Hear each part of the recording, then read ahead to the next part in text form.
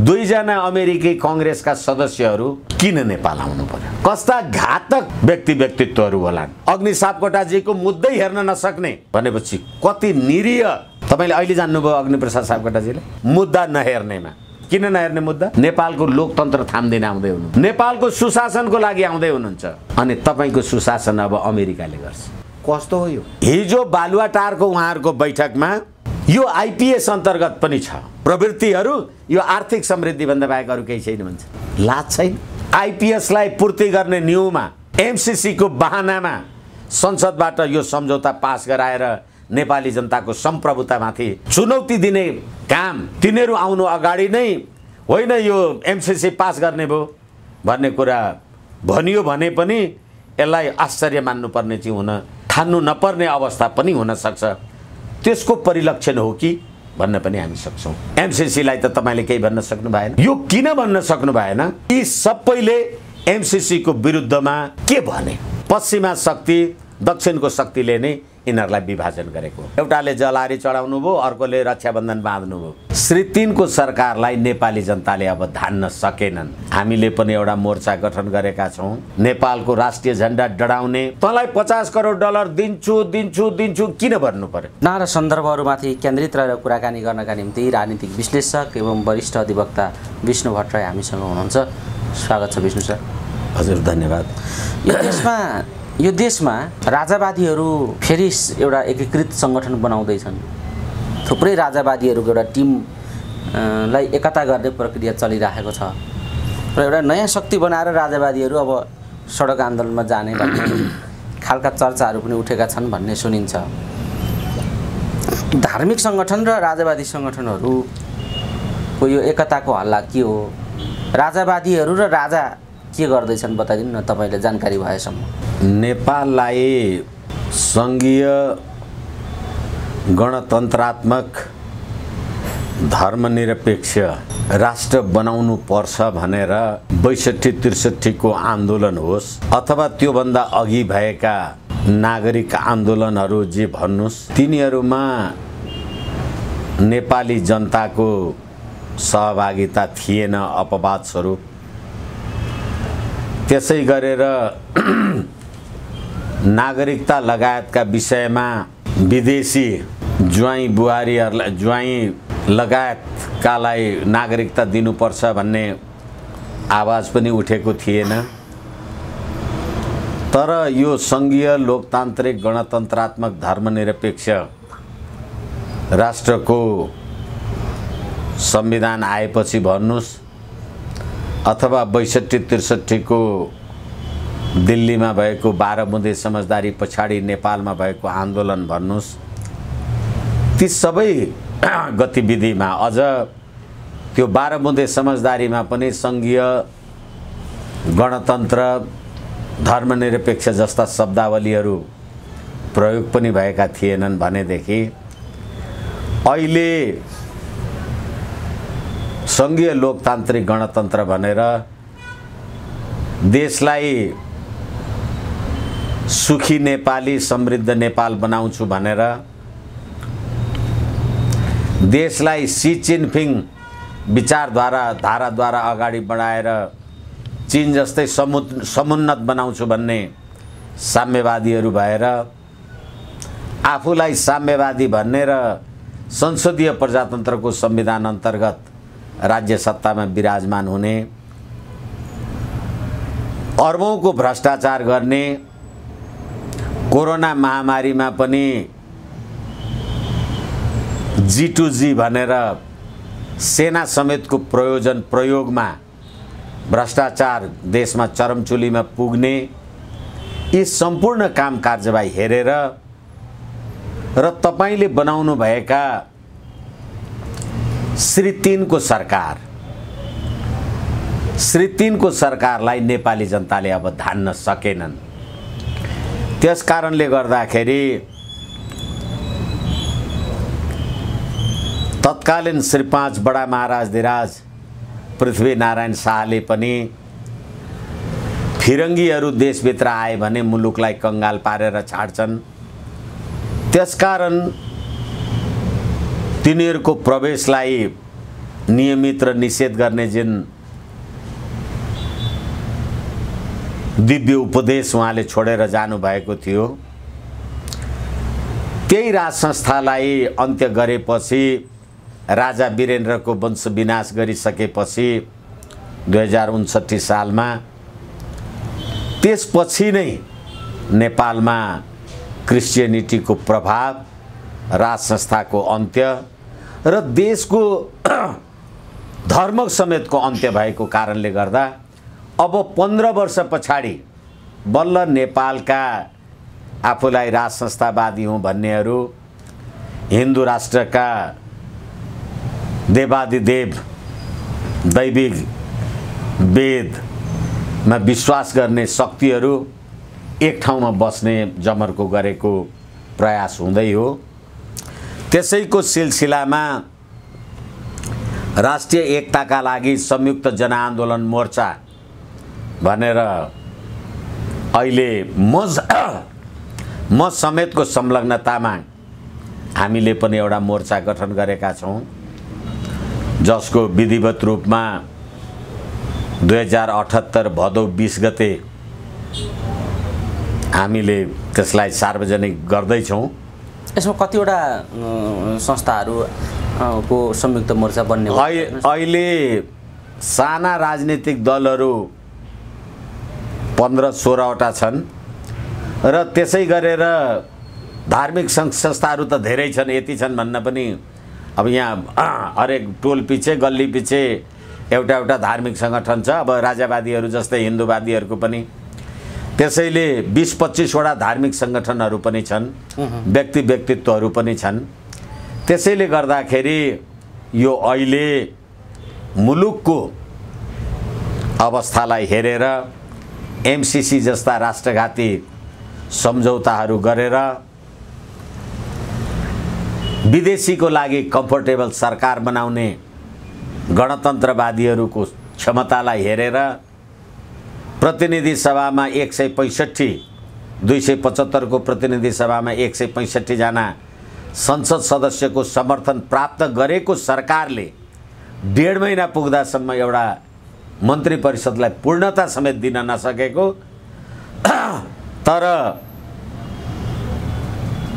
पश्चिमी र दक्षिणी सैन्य शक्तिको गठबन्धन अन्तर्गत आइपीएस अन्तर्गतको एमसीसीलाई पास गर्नका लागि भने अहोरात्र खटिराखेको यो वर्तमान सरकारलाई हेरेर त्यसको विरुद्धमा यो मोर्चा गठन गर्न लागि हो र यसले नेपालको राष्ट्र, राष्ट्रियता, राष्ट्रिय एकता, शान्ति, समृद्धि, हित, उन्नति र बडा महाराज धेराज पृथ्वीनारायण शाहले आर्जन गरेको मुलुकको राष्ट्रिय गौरव, अखण्डता, राजा वीरेन्द्रले संसारमा नेपाललाई शान्ति क्षेत्रको रूपमा स्थापित गराएको मान्यता, त्यसलाई पुनर्जीवित गराउने प्रयोजनका लागि नेपालको राष्ट्रिय पोशाक, नेपालको राष्ट्रिय झण्डा डढाउने, नेपाली टोपी डढाउने चरित्र, पात्र र प्रवृत्तिलाई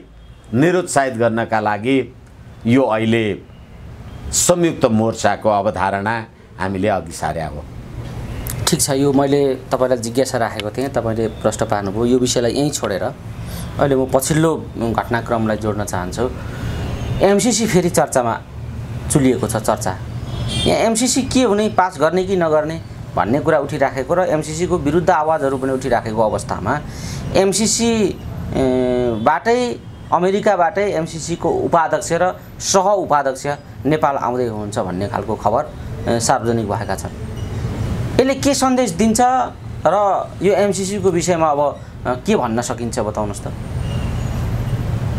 म विनम्रताका साथ भ्रिकुटी अनलाइन मार्फत यो राज्य सत्ताका मान्छेहरूलाई र आम नेपाली जनतालाई पनि निवेदन गर्ने अनुमति चाहन्छु। अहिले एक थरी नेपाली कांग्रेसका मानिसहरू भन्नुस् अथवा जुनसुकै पार्टीका भन्नुस्, मानिसहरू एमसीसी भनेको विशुद्ध आर्थिक सहायता हो र यसलाई ग्रहण गरिनुपर्छ भनेर जो मान्छेहरू भनिराखेका छन् तिनीहरूलाई म विनम्रताका साथ चुनौतीपूर्ण रूपमा निवेदन गर्न सक्दछु। आज पनि हिजो पनि अमेरिकी राजदूतावासका प्रवक्ता रिची एलेन भन्ने व्यक्तिले एमसीसी को कार्यान्वयनका लागि पारित गर्नका लागि एमसीसी का उपाध्यक्ष फतेमा सुमार र सहायक उपाध्यक्ष जोनाथन ब्रुक्स नेपाल आउँदै हुनुहुन्छ भन्ने कुरा सार्वजनिक हुँदा यो विशुद्ध आर्थिक सहायता हो, हामी गरिब देश हौं भने 2017 मा भएको सम्झौता हाम्रो गरिब देशले आजसम्म किन ग्रहण नगरे होला? यो आर्थिक सहयोग हो भनेदेखि म गरिब छु, तपाईले मलाई 50 करोड डलर आर्थिक सहयोग दिँदै हुनुहुन्छ भने नेपालले लिनका लागि किन यस्तो आपत्ति? र तपाई म गरिबलाई तँलाई 50 करोड डलर दिन्छु दिन्छु दिन्छु किन भन्नु पर्यो? जब तिमीलाई चाहिँदैन, मेरो सहयोग चाहिँदैन भने मैले तपाईलाई दिन्छु किन भन्नु पर्यो? र त्यसलाई कार्यान्वयन गराउनका लागि त्यसको उपाध्यक्ष हैसियतका मान्छेहरू र 2076 मा पनि अहिले तिनीहरूको नाम मेरो स्मरणमा रहेन, 2 जना अमेरिकी कांग्रेसका सदस्यहरू किन नेपाल आउनु पर्यो? जब यो विशुद्ध आर्थिक सहयोग हो र यसमा आर्थिक हित भन्दा बाहेक अरु कुरा दृश्य अदृश्य रूपबाट सामेल र संलग्न छैन भने, म सहयोग लिन चाहन्न भने तपाईले मलाई किन दिनुपर्छ? एउटा प्रश्न। र अहिले आज मात्रै पनि नेपालका लागि अमेरिकाका लागि भूतपूर्व नेपाली राजदूत शंकर शर्मा भन्ने एउटा पात्रले आम सञ्चारमा फलाकेको सुनियो र उहाँको कथन अनुसार यो एउटा पूर्वाधार र विकास मात्रै हो भनेर भन्दै गर्दा उहाँले के भन्नुभयो भने युरोपियन युनियनमा आईपीएस नीति छ, बेलायतले त आईपीएस को डिभिजन नै बनाएर राखेको छ, फ्रान्स र जर्मनमा पनि आईपीएस छ, तर नेपालको लागि चाहिँ एमसीसी भनेको विशुद्ध आर्थिक र समृद्धिको लागि मात्रै हो। त्यही आईपीएस अन्तर्गत बेलायत जर्मनी फ्रान्समा चाहिँ एमसीसी मा चाहिँ आईपीएस अन्तर्निहित छ, नेपालमा चाहिँ विशुद्ध आर्थिक र समृद्धि मात्रै हो। कस्ता घातक व्यक्तित्वहरू होलान्, किनभने त्यही रिची एलोनले आज पनि के भन्नुभयो भने, हिजो पनि के भन्नुभयो भने नेपाल सरकारको लोकतन्त्र प्रतिको प्रतिबद्धता तथा सुशासन र पारदर्शीको लागि हामीले यो काम गर्यौं। नेपालको लोकतन्त्र थाम्दिन आउँदै हुनुहुन्छ, नेपालको सुशासनको लागि आउँदै हुनुहुन्छ, अनि तपाईको सुशासन अब अमेरिकाले गर्छ। तपाईको लोकतन्त्र अब अमेरिकाले थाम्दिन्छ, नेपाली जनता चाहिएन, किनभने श्री 5 को सरकार बनाउनु भएको छ, अहिले नेपाली जनताको सरकार छैन भनेदेखि अहिले पूर्व अमेरिकी राजदूत शंकर शर्मा यसो भन्छन् भने टंक कार्की भनेका अमेरिका चीनका लागि चीनका लागि नेपालका भूतपूर्व राजदूत यो राष्ट्रघाती छ, असंलग्न परराष्ट्र नीतिको विरुद्ध छ भनेर टंक कार्की भन्छन् भनेपछि देश कहाँ पुगेछ? होइन भने एमसीसी परियोजना त एउटा चीनका लागि नेपाली राजदूतले पढ्दा एउटा देखिने, अमेरिकाका लागि पूर्व राजदूत नेपाली राजदूतले पढ्दा अर्को देखिने, कस्तो हो यो? यस कारणले गर्दाखेरि अहिले यो सरकार के भनिराखेको छ,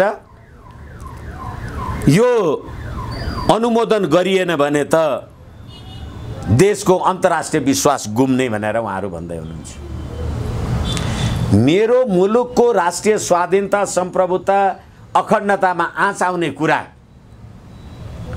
अनुमोदन गरेर तपाईँ अन्तर्राष्ट्रिय विश्वास जित्ने कि मुलुकको राष्ट्रिय हित, एकता, अखण्डता, स्वाभिमानलाई कायम राख्ने?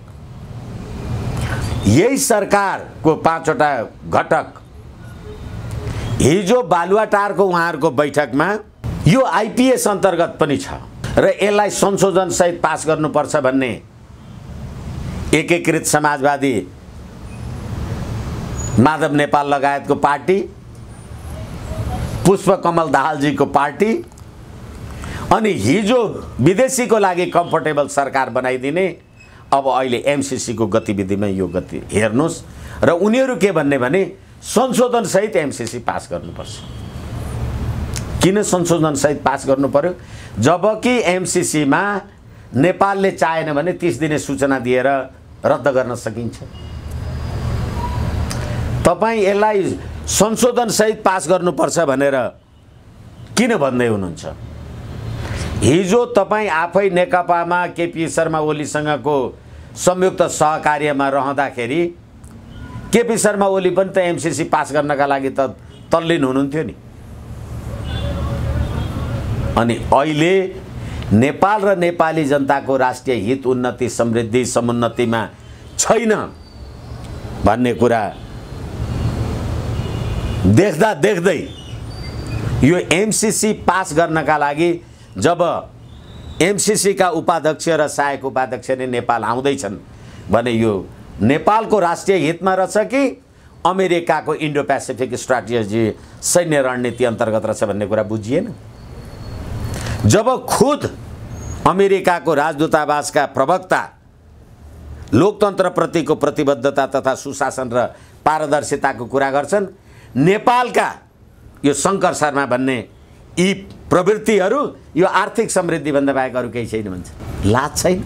यस कारणले गर्दाखेरि विदेशी शक्तिको प्रभाव, दबाव र क्षमतामा नै यो राज्य प्रणाली चलेको रहेछ भन्ने कुरा चाहिँ फेरि पनि प्रमाणित हुने यो घटनाले प्रमाणित गर्यो। ठिक छ विष्णु सर, यो विश्लेषणपछि म एउटा तपाईलाई अर्को जिज्ञासा राखौँ। ओली प्रतिगमनकारी हो, ओली निरङ्कुश हो, ओली यो परिवर्तन र संविधानको कत्लेआम गर्नका निम्ति उद्धत छन्। त्यसो भएको हुनाले यिनलाई घोडाबाट ओह्राल्नुपर्छ, सडकमा पुर्याउनुपर्छ भनेर परिभाषा गर्ने 5 राजनीतिक दलहरू मोर्चाबन्दी बनाएर त्यसो भन्ने मोर्चाले अहिलेसम्म ओलीलाई विस्थापित गर्नुको औचित्य पुष्टि गर्न सकेन कि सको? के देख्नुहुन्छ? र मन्त्रीमण्डल किन पूर्ण हुँदैन यो बताइदिनुहोस् त। तपाईले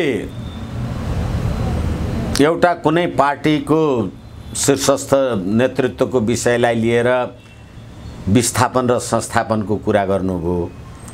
मैले समग्र राज्य प्रणालीको असफलताको कुरा गरेँ। एमसिसी पास गर्नुपर्छ भन्ने त केपी शर्मा ओलीजी पनि त हो नि, र केपी शर्मा ओलीजीले नै राजदूत बनाएर पठाउनु भएको अहिले नेपालका लागि अमेरिकी राजदूत युवराज खतिवडा भन्ने व्यक्तित्व तत्कालीन अमेरिकी परराष्ट्र मन्त्री माइक पोम्पियोको सल्लाहमा राजदूत हुनुभएको भन्ने कुरा पनि त सार्वजनिक छ। यस कारणले गर्दाखेरि तपाईँ प्रधानमन्त्री हुनुस् कि नहुनुस्, तपाईँ प्रधानमन्त्री पदबाट हटेर अर्को आउने होला, त्यो हटेर अर्को आउने होला।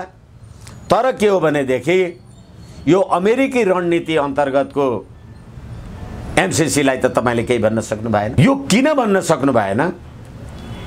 तपाईले दिल्लीमा 12 बुँदे समझदारी गर्दाको जुन गतिविधि हो र त्यो 12 बुँदे समझदारीलाई केपी शर्मा ओलीजीहरूले अन्यथा त भन्नुभएको छैन।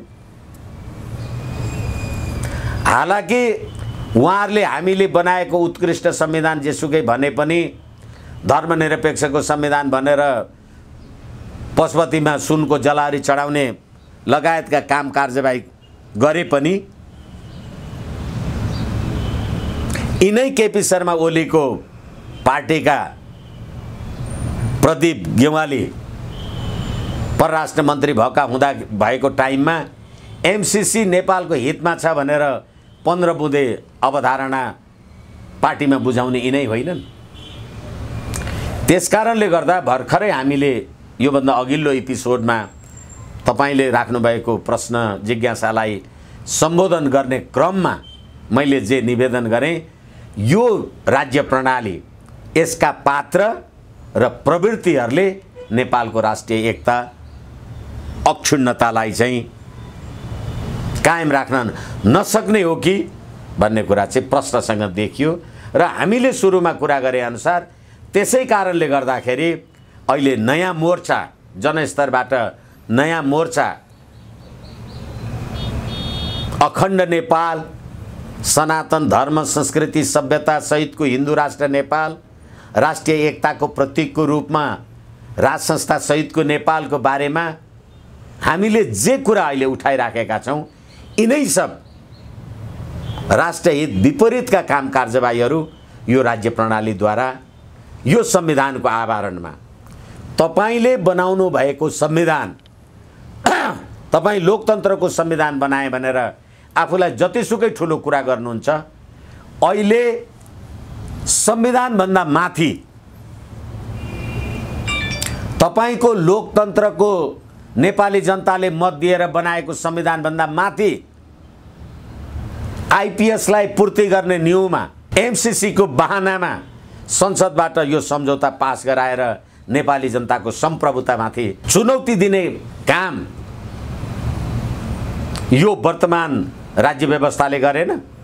चाहे त्यो अदालतद्वारा स्थापित श्री 5 को सरकार होस्, चाहे अहिले देशमा चलिराखेको श्री 3 को अर्को मोडेलको सरकार होस्, चाहे यो 5 दलीय गठबन्धन होस्, चाहे हिजो केपी शर्मा ओलीजीले नेतृत्व गर्नुभएको सरकार होस्, यी सबैले एमसीसी को विरुद्धमा के भने अथवा एमसीसी संसदबाट अनुमोदन गर्दा नेपालको संविधान नेपाली जनताको सम्प्रभुता भन्दा पनि सुपेरियर शक्ति अमेरिकालाई लिएर आउनुमा के इच्छा छ? कुरा बताइदिनुस् त।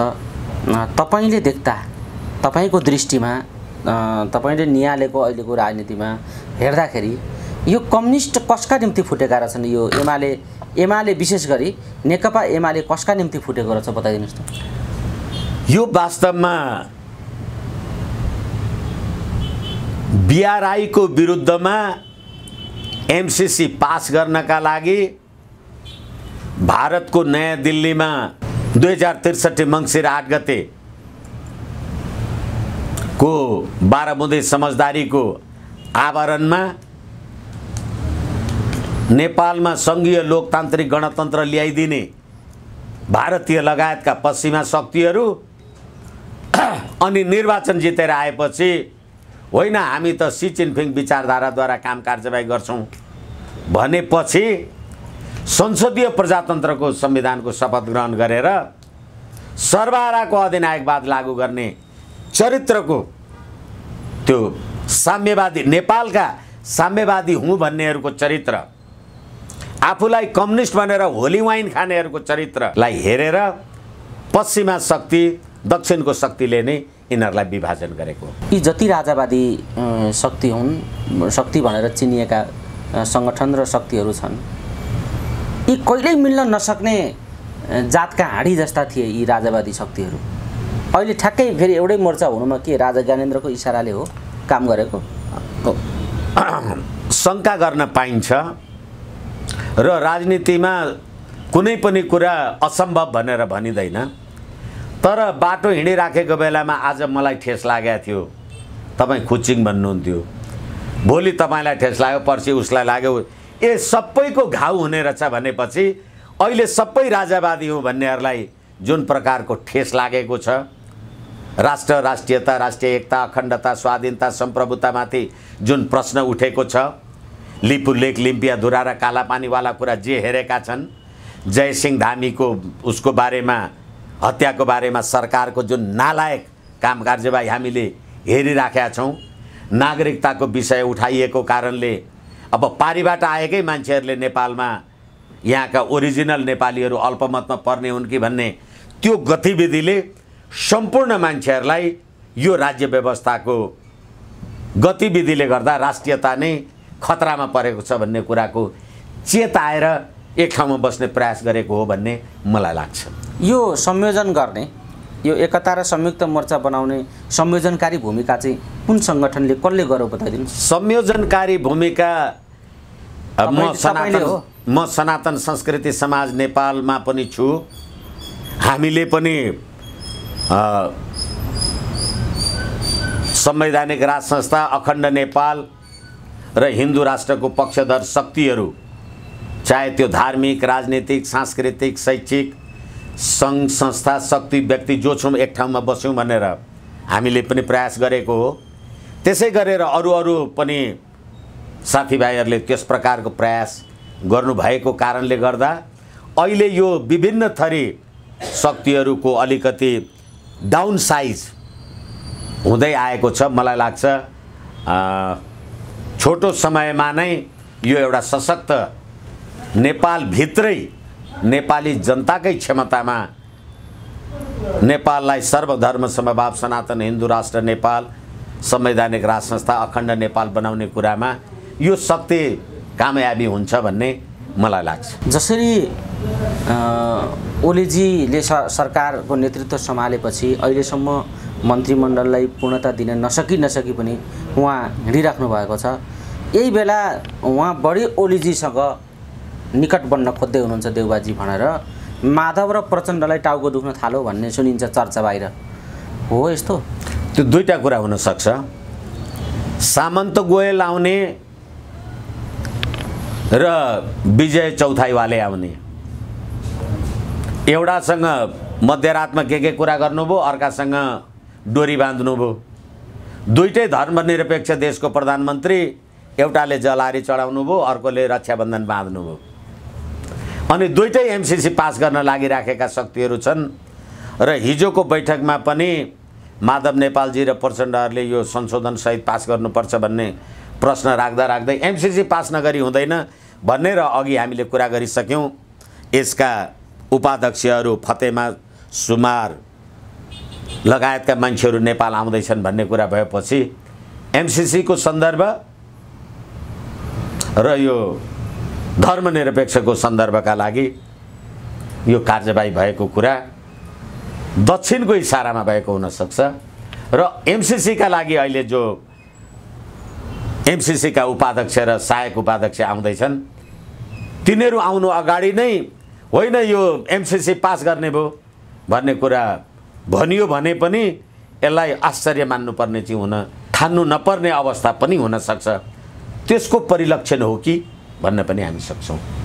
जाँदै यी जे सन्दर्भ घटनाक्रमहरू छन्, देश यो एमसीसी जटिल छ र यसले राष्ट्रिय सुरक्षामा प्रश्न उठाउँछ, नेपालको सार्वभौम सत्तामाथि यसले प्रश्न उठाउँछ भरोका साथ अहिले विभिन्न तरिकाले व्याख्या विश्लेषण भइरहेको छ।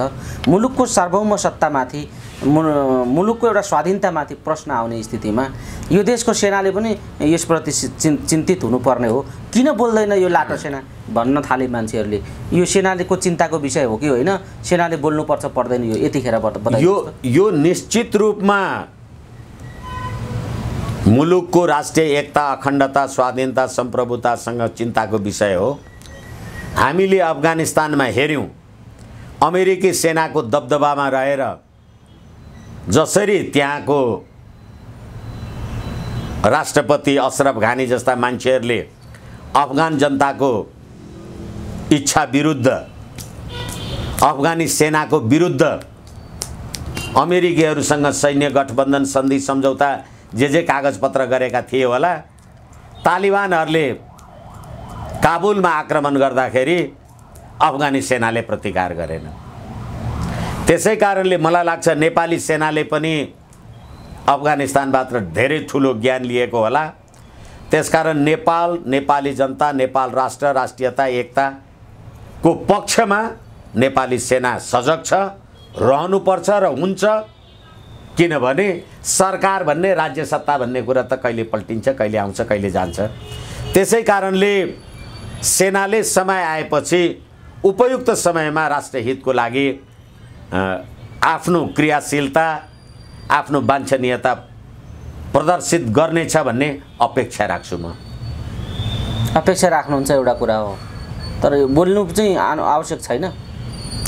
सबै कुरा बोली नै राख्नुपर्छ भन्ने जरुरी छैन। ठ्याक्कै तपाईँलाई यहाँ रोकेर यो अहिले अग्नि सापकोटाले पार्लियामेन्टमा जे खालको भूमिका निर्वाह गरेका छन्, एमाले सिफारिस गरेका, कारबाही गरेका 14 जना सांसदको नोटिस जारी नगरिदिएर उनले जे भूमिका गरे, यसका विरुद्ध ओलीजी सर्वोच्च पुगेका छन्।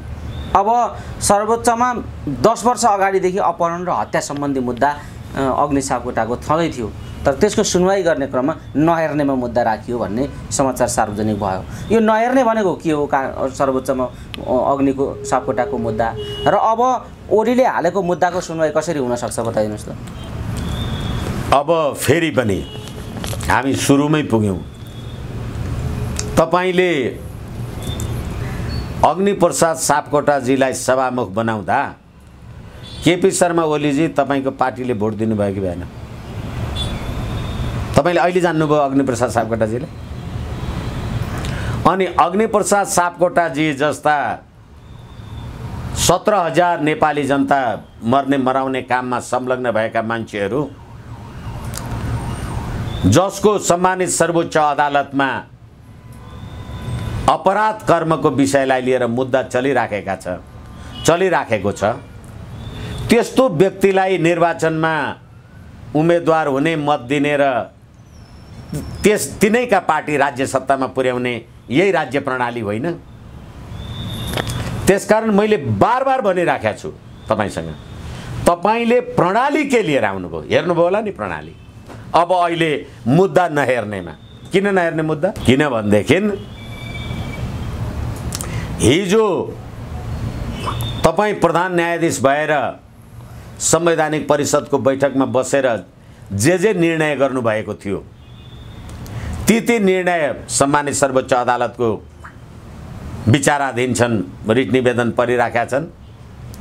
अनि तिनै विषयमा यिनै अग्निप्रसाद सापकोटाले सर्वोच्च अदालतमा केपी शर्मा ओली विरुद्ध रिट हालेका छन्। अनि तिनीहरू नै कहिले मन्त्री प्रधानमन्त्री भएका छन्, कहिले सभामुख उपसभामुख भएका छन्। भनेपछि यो गाई जात्रा, यो असफल राष्ट्र, यो सर्वोच्च अदालत अग्नि सापकोटाजीको मुद्दै हेर्न नसक्ने भनेपछि कति निरीह र कस्तो राज्य प्रणाली हामीले ल्याएका रहेछौँ भन्ने कुरा। त्यसै कारणले पनि यो राज संस्थाको लागि यो हामीले जे मोर्चा गठबन्धन गरिराखेका छौँ त्यसको वाञ्छनीयता तपाईले अहिले प्रश्न गर्नुभएको कारणले फेरि पनि पुष्टि भयो। यिनै सब कुराहरूको विरुद्धमा अब नेपाली जनताको जागरुकता भएन भने यी गाई जात्रा चलिरहन्छन्। जाँदै जाँदै के भन्न चाहनुहुन्छ अरू छुटेको आम दर्शक श्रोताहरूले? आम दर्शक श्रोतालाई नेपालको राष्ट्र, राष्ट्रियता, राष्ट्रिय एकता, अखण्डता, स्वाधीनता, सम्प्रभुता बचाउनका लागि तपाईको देश, तपाईको राष्ट्र, तपाई नै जागरुक भएर उठ्नुस्। होइन भने एमसीसी जस्ता राष्ट्रघाती कुराहरू र यो राज्य प्रणालीले तपाई हामी कुनै दिन नेपाली नरहन पनि सक्छौँ, नेपाल अफगानिस्तान पनि हुन सक्छ। सबै जनता सचेत हौँ। हस्, समय दिनुभयो, यहाँलाई धेरै धेरै धन्यवाद छ। हस्, धन्यवाद, नमस्कार।